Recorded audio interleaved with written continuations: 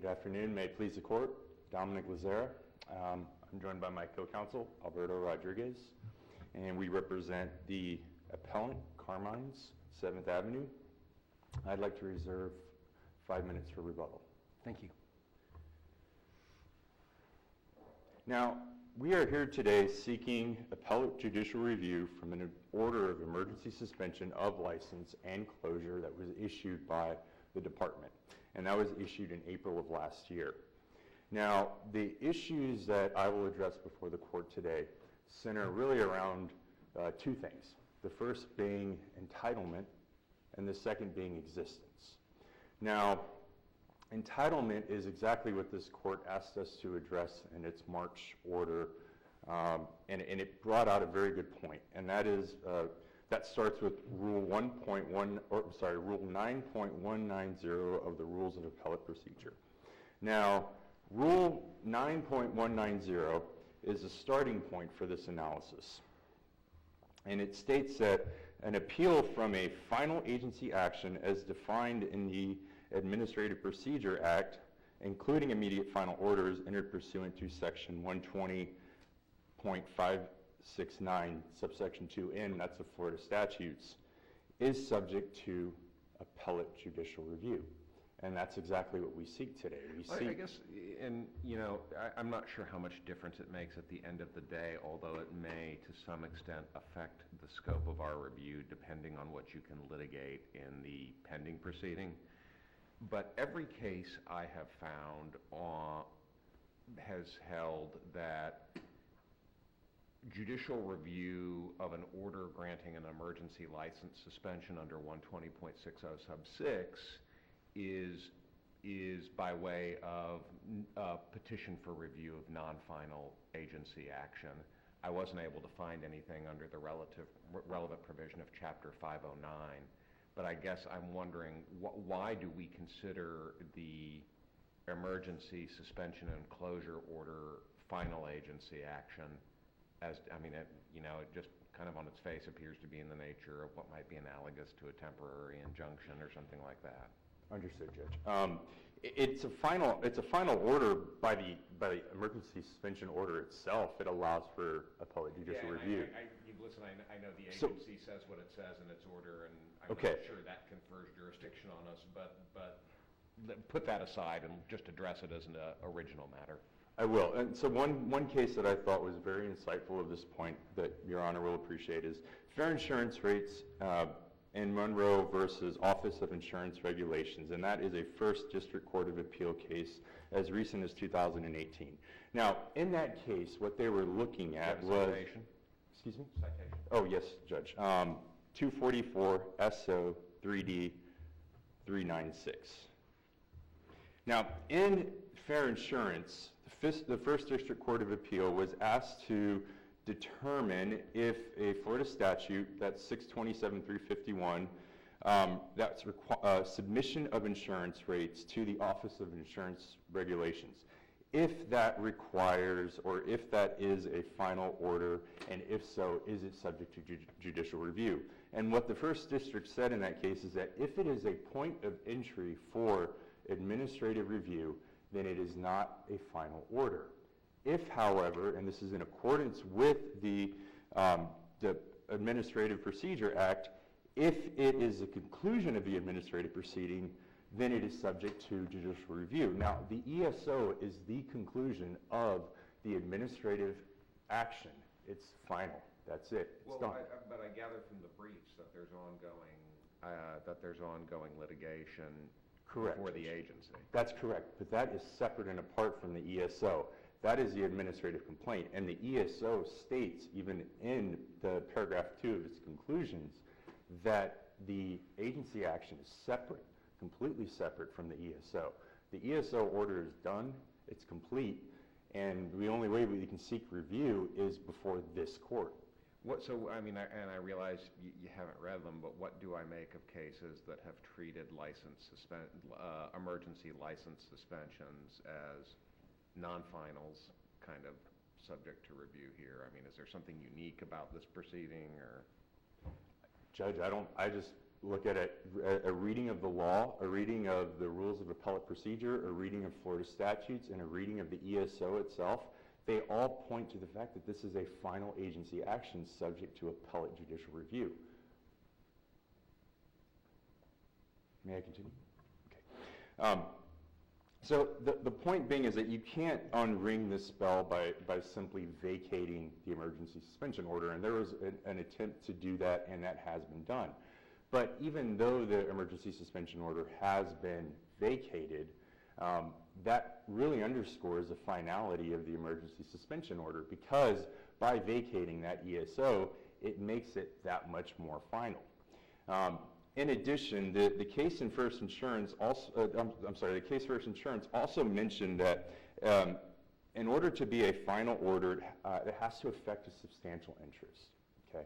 Now that substantial interest sounds a lot like collateral legal consequences, which we addressed in our reply brief. And why aren't you arguing that this is a problem that's capable of repetition yet evading review? Under what? Your answer to the department's mootness argument is collateral legal consequences. And I'm just wondering, you know, why the argument isn't that this is a problem that's capable of repetition yet evading review. You know, you got a circumstance where these things are quickly correctable. It was, in fact, quickly correctable here. It's in everybody's interest to get them quickly corrected because there's a business imperative to reopen. This could just happen all the time, but that's not the argument you make, and I'm just wondering why. It's a great argument, Judge. We are focusing on the fact that the DVPR, the department in this case, exceeded the scope of authority given to them. They exceeded that authority by issuing the ESO. But it is a great argument. Our argument relies on the fact that the inspectors came on the 26th, they found roaches. They came on the 27th, they found roaches. Then they came back again on the 27th, they found roaches, and they shut Carmines down. So we're not disputing that there were roaches. We're not disputing those factual findings. We're disputing the fact that they issued the ESO the next day, stating that the harm or the danger that was present for issuing that ESO was the very same harm that existed the first day when they showed up, roaches. And so that on its face alone shows that the ESO exceeded its authority, or exceeded the agency's authority given to it by the legislature. Their contention, of course, is that the difference is you weren't open for business on day one, so there was no threat of harm to the public because you weren't serving food to anybody. But on day two you were, and that's what kind of created the immediacy. Kind of what's your answer to that problem? Sure. The answer is, as we stated in our brief, that roaches, the reason why they're a harm is because they present foodborne illness. Okay, it's clear when they showed up and they weren't open yet that they were prepping food. The kitchen was open, the food staff was prepping food. I've actually been there before at 9 o'clock, and I've had coffee with Carmine. They're open. If a customer is that in our record? Is this in our? Would I be able to tell this from reading the inspection reports? We filed a notice of supplemental authority, Judge. But to directly answer your question, no, it's not in the record. Okay. The only way that you can glean this from the record is by looking at the inspection reports and deciphering, well, what time did they show up, and was it open, and was it closed? But another answer to your point is that first day, they arrived at 9 and they left at 11. All right, so even assuming it wasn't open, let's just say it wasn't open, right, if that's what the record allows for. At 11 o'clock, the department left and there were roaches there. So it was going to open in an hour? So whether it's open or closed, how does that really affect whether it's an immediate harm or an immediate risk? The harm was... This is sort of an estoppel argument that you're making, because they didn't, well, they couldn't have shut you down if you're not open, but, I mean, so what is the argument that you're making with respect to that? Because they didn't do it immediately at the first instance, they're stopped from coming back and saying, oh man, we're closing you down? Yes, Judge, and respectfully, it's not that they can't shut them down if they're not open, but what's to say you can't open in an hour. If the record or the allegation is that we don't open until 12, and most places open for lunch at 11 anyways, but that's besides the point. If the allegation is they don't open until 12, what's to keep the department from staying an extra hour or an extra couple, half an hour or whatever to shut the restaurant down? Or to start the proceedings that were started the next day of calling the department head, obtaining permission to issue an ESO. These are things that the day after took hours to accomplish. So if that harm was present when they first arrived, why didn't they start that process then? It all leads to our argument and to what our conclusion is that the basis for issuing the ESO on that second day was not correct. It exceeded the scope. In order to attack the ESO itself, or to say it's subject to judicial review, what we have to say is that first of all, there was no threat present at the time the ESO was executed. Now, as Your Honor has pointed out, that is an estoppel argument of the same effect, because if it wasn't a harm when they were there the day before, then it can't be a harm when they were the day after. It also requires that we show that the scope of the order exceeded the action necessary. And our argument to that is simply, well, they were allowed to remain open the first day. CARMINES was allowed to remain open. They were eradicating the problem. The record clearly states that they had pest control services on site. The number of live roaches, which are the ones that cause concern, are going down. So what's the issue? Why close? Why close down the restaurant? Why order an ESO? Why is that the action necessary or reasonably necessary to accomplish this? And another interesting point is that the ESO, as filed, attached as an Exhibit A, and that Exhibit A is an inspection report that clearly states that that there was no immediate threat to the public. So as the Florida statutes require that any ESO state a particularized factual finding. So in accordance with doing that, the department attached the inspection report as a way of showing that particularized finding. I will tell you what, the ESO that's in my record doesn't have the attachments. So can you tell me, I don't know, maybe the date of the inspection report?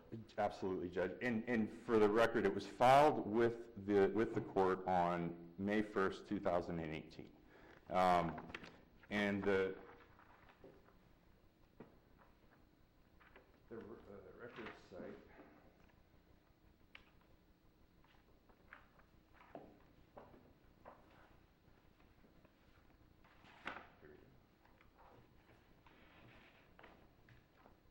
If you want to get it while your colleague on the other side is talking, it's that's actually fine. record site 1 and 2. Inspector determined violations require further review but are not an immediate threat to the public. Administrative complaint recommended. So this is the day that. So this serves as a basis for the administrative complaint. Yet it's attached as an exhibit to the ESO. And it states clearly in the inspection report that it is not an immediate threat to the public. Roaches are present, but it's not an immediate threat to the public. So the ESO, just on its face, in terms of the need for factual findings, is incorrect. It exceeds the authority. Now, Is there a conflict on the document? Because if you look at page 3, the document you're looking at is a 3-page document, and page 3 says emergency order of suspension was approved by Rick Adkin at 3:31. So it looks like there was a finding that an EOS was necessary. Maybe, I don't know. I guess there's an ambiguity we've got to resolve. Judge, and I agree, and that's part of the confusion with this case is that the day that the ESO was issued, there were myriad inspections, and different inspectors were there all day, issuing different inspection reports, issuing ESO orders, shutting them down, getting into arguments with the staff, getting into arguments with the pest inspection company, and this is all on the record. So, Just because I can see that you're going to get close to your time here, and there's one question that I want to continue to waste your time with. I guess I'm sorry, but That's okay, Judge. on the question of mootness, you identify as a collateral consequence the potential of you being subject to fines for being in violation of law or regulations under Chapter 509. I mean, isn't that what's currently getting litigated in the administrative complaint? It's so, Judge, in retrospect, that is actually not correct, because it was through full candor in preparing today that it clicked that the administrative complaint is completely separate from what we're here to argue today. So the fine issue is not the case. What is the case is the damage to reputation that has been suffered by posting that do not entry sign, and that it was circulated everywhere. Is there a case that holds that reputational injury is sufficient to trigger the collateral consequences exception to the mootness doctrine? Absolutely, Judge, and it's a case that we can all appreciate. That is the Kiesel case, and I've got it here on my iPad. The Kiesel case is dealt with a lawyer that was found in contempt of court, okay? And let's go. Was this case cited in the briefs? Yes, Judge, it was. Here it is. I'm sorry. And the record site is 358 SO2D 247. Got it. Okay, thank you. Yes, sir. So the Kiesel case dealt with an attorney that was cited. Follow what we said. His question did take you into your reserved time. Okay. So you're there. I'll be quick. So Kiesel dealt with, to address Your Honor's point, dealt with an attorney that received an order of contempt. He paid the fine, and the contempt order was waived. Now, what the court said is that even though he had paid the fine and the contempt order was waived, he still suffered collateral legal consequences in that he could be impeached in the sentencing order. He would face harm to his reputation. It would impede his ability to obtain clients in the future. So these are all akin to the same exact issues that CARMINES faced by having his restaurant flagged as it was flagged by the ESO. And thank you, Judge. Does that fully address your question? Yes, thank you. Thank you.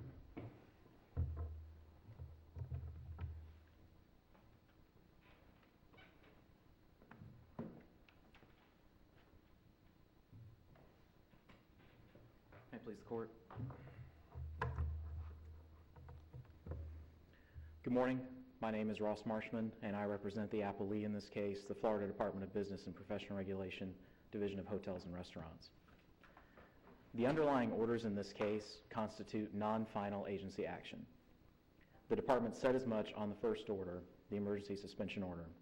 The department cited section 120.60 and to section 509.035 because the appellant's restaurant is also licensed as a public food service establishment. So Chapter 509 controls in that realm, more specifically than 120.60 does. But in either case, the department followed the procedures in both sections.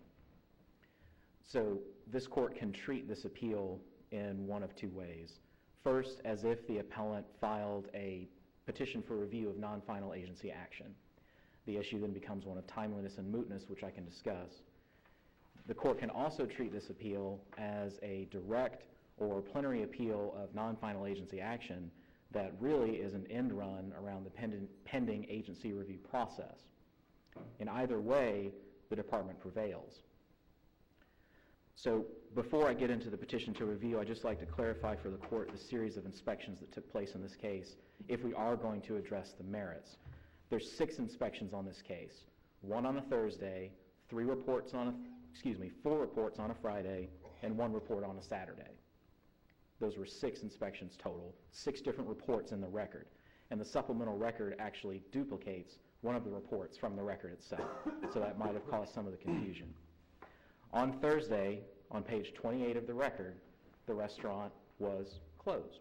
In other words, there were no patrons in the restaurant. When the inspectors returned the next day, on that Friday, it was open and operating. That's found on page 33 of the record. When it was open and operating, live roaches were found in the kitchen, and those can be found in detail on page 31 to 34 of the record. I just wanted to clarify for the court that series. But returning to the petition for review, the department does argue that this appeal, if it's treated in that way, is moot. The underlying emergency suspension order has been vacated, and the appellant's restaurant has been open and operating ever since. If this court were to reverse the emergency suspension order, that would have no actual effect. What do you make of your colleague's argument about reputational injury? So, to the extent the appellant argues that reputation injury is a collateral legal consequence, I don't believe that there's any case law that argues that that's true for a licensee. I would distinguish the Kiesel case from this case further. In Kiesel, it deals with a contempt order. There are truly additional collateral legal consequences aside from having to pay a fine in a contempt.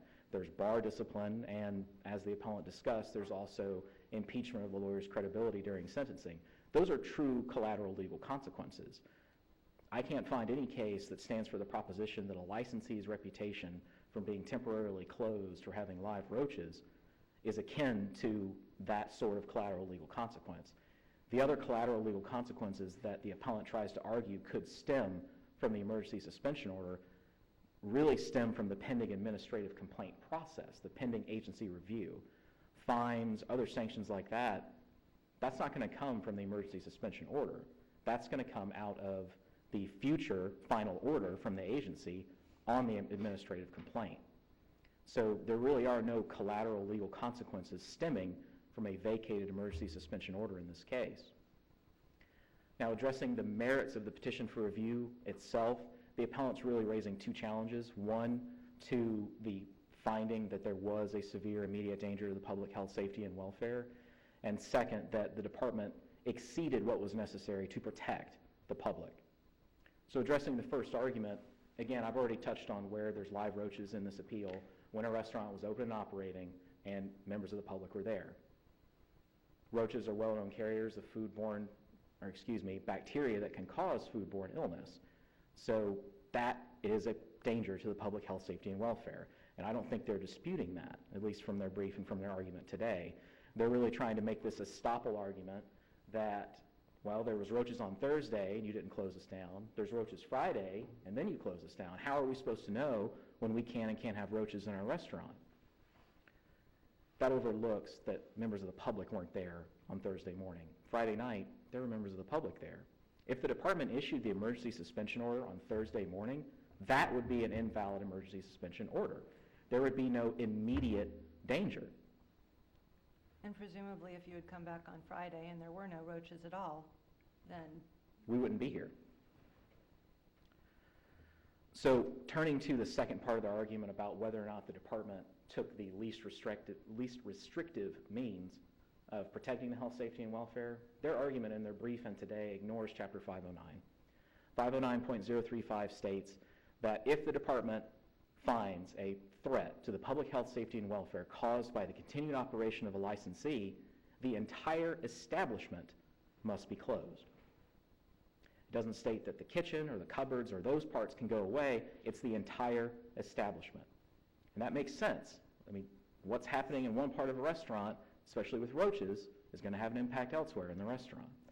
And to the extent the appellant argues in the brief that there's a bar portion or other portions of the restaurant that could remain open, first and foremost, that's not in the record. And second, 509.035 states unequivocally, the department shall close the establishment, not the portions.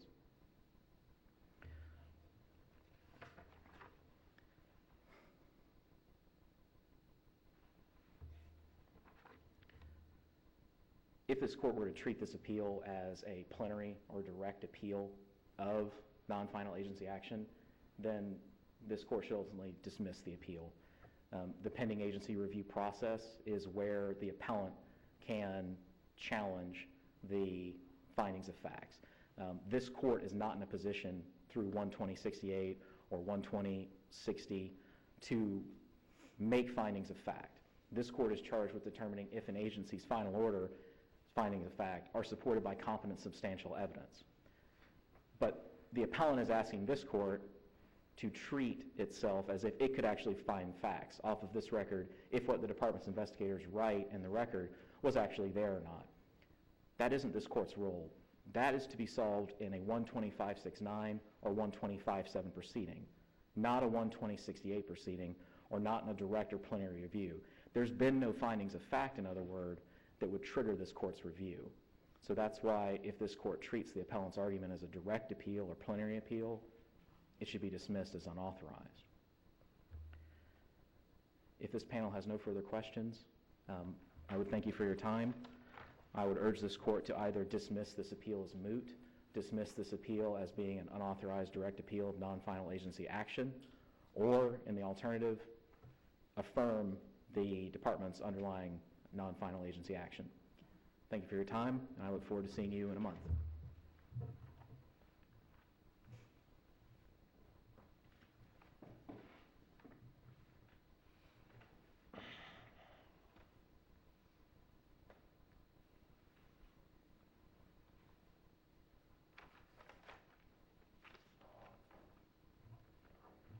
Good afternoon.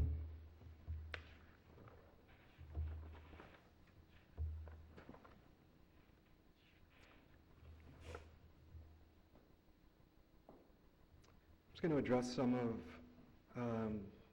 opposing counsel's points. First, that the reversal would have no effect. That's not true. The reputation of the restaurant has been harmed. If you're not contesting the presence of roaches, how seriously do we take the reputational harm, right? In other words, if the argument is customers are going to be put off because there's been this administrative finding that we've got a bunch of roaches in our kitchen and you're not contesting that aspect of the finding, like, where's the reputational harm? Well, reversing the emergency shutdown order would at least give our client an opportunity to rehabilitate himself.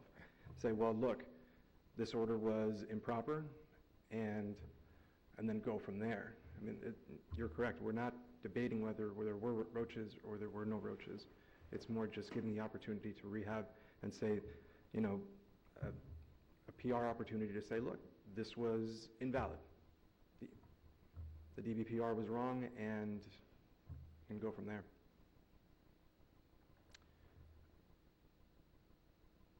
With regards to the entire establishment being closed, the fact that the rule states that, I mean, it doesn't mean the rule is right. I mean, there are a number of, I'm not saying that, and obviously this is not on the record, but speaking hypothetically, there's a number of establishments that have an inside and an outside. If you're closing the entire establishment, you could theoretically be closing an entire building down. You could be closing an entire block down. And that's not necessarily, I mean, yes, it may say the entire establishment. The establishment's going to be controlled by whatever entity is owning or has that particular licensing. So if it's, you know, if you have a restaurant that owns an entire, like I said, like 3 or 4 establishments side by side under the same entity, under the same licensure, you're going to have a situation where they're all closed, even if they're completely isolated from each other, even if they're on an island. So that's, I don't think that argument has very much merit. With regards to the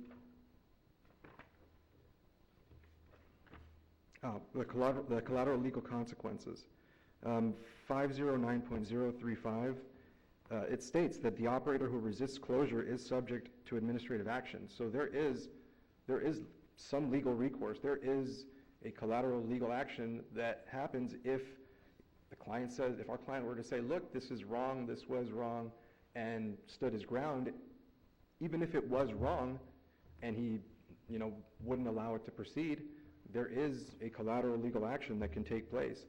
And to Mr. Marshman's point, it's, yes, that one, the Kiesel case referred to a lawyer, and that the lawyer can be, you know, disbarred and what have you. This is the same thing. It's just this is his trade. So whereas the lawyer, those are the remedies and the consequences to that lawyer, to a restaurateur, reputation is akin to, a bar complaint. A news article that states this restaurant had a health violation is the same, it's analogous to a bar complaint for an attorney.